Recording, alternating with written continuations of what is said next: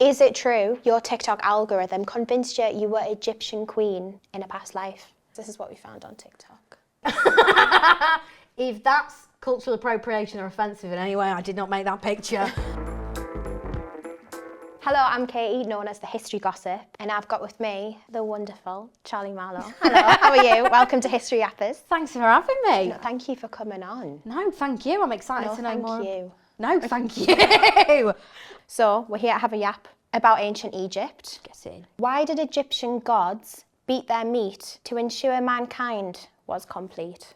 I'd like to phone a friend. Okay. The Egyptians believed that gods wanked themselves into existence, and that was known as scientists at the time as the Big Wank. I didn't make that up. No, I didn't think you did. I'm coming here for true historical facts. The god, Atum, he was in the watery abyss, he got a bit bored, had a bit of a wank, then he ingested the sperm, have a little taste test, and then he impregnated himself. Okay, nice Yeah. one. Independent. When the children left him, he cried and cried, and then the tears became the first humans. Oh, I like that. Yeah. That's more jazzy than Adam and Eve.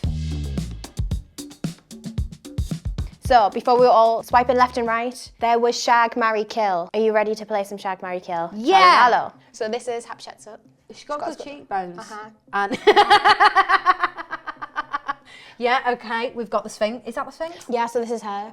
Oh my God. Yeah. So she'd wear... Me? Why have I not got any pics of her? It was literally hundreds of years ago. Yeah. So she was the most powerful female pharaoh, and she ruled for 21 years. Bloody hell, good for her. Red flag, she was married to her half-brother.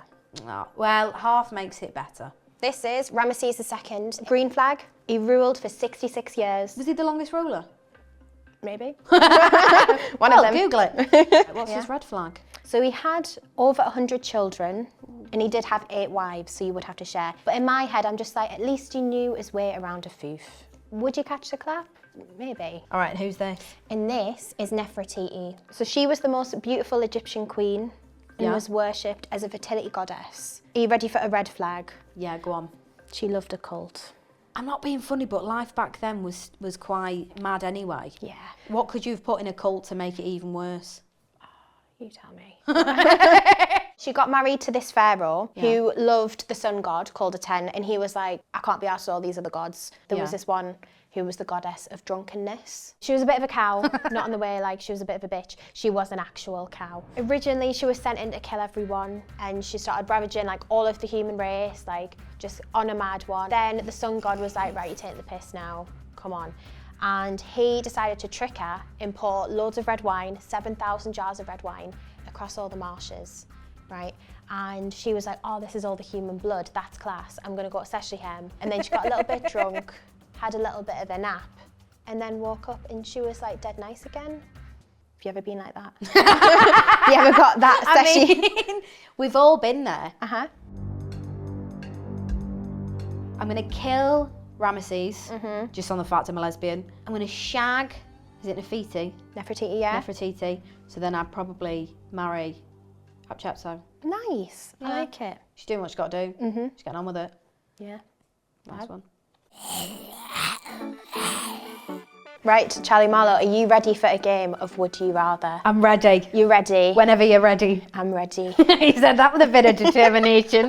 Right, okay. Instead of taking the pill so you don't get preggers, would you rather shove crocodile dung or acacia leaves and honey up your foof? It's a toughie. That is a toughie. I'd go for the honey. You like it sticky. Yeah. Crocodile dung actually worked as well. Shove it up there and it lowered the pH levels. Shoving shit up your fanny. No. I wouldn't Some do it. people like that. Yeah, it could have just been a fetish. Okay. So number 2, cure your earache with a brew consistent of goat urine and insect eggs, or get yourself off with a box of honeybees. Get myself off with a box of honeybees, because that's what Cleopatra did. Actually, you're wrong. Actually, you're wrong. So basically, the bee vibrator, it's been a myth that's gone around for years. It's just a rumour. There's no historical evidence. But then back in the day, would they write down their deepest, darkest secrets? Probs not, no. This is what I mean. So maybe she did. Maybe you're a liar. So thank you, Charley Marlowe, for coming and having a little yap with us. I've loved it, Queen. I thought it was Good. fantastic. I'm glad.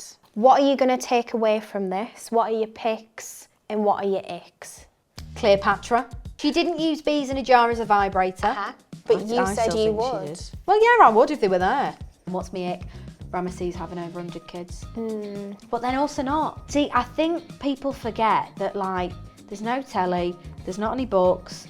You probably would start doing wacky stuff, yeah. So, sleep with your brother. So that is your takeaway from this, is sleep with your brother? Not to do it now, but back in the day I probably would have, yeah. Yeah. Yeah. Nice. I like it. Thanks, Katie. I've learned so much. I like seeing the sarcophagus, but I don't when they take the lid off. It's rude. No, I'm going to get really angry for a second. I don't want to see that. It's like someone saying, oh, do you want to, I've taken my nan out of the ground. Do you want to see her? No, because that's really disrespectful. Leave the pharaoh and the sarcophagus and the mummy in the sarcophagus. Thank you, archaeologist Chad. Thank you. You're welcome.